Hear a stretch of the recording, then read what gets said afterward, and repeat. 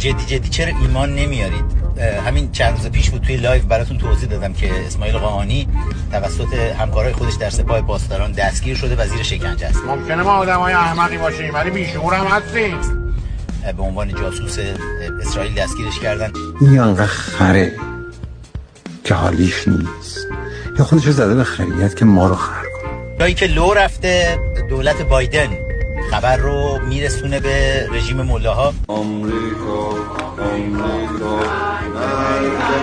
رنگ تو خون جهان.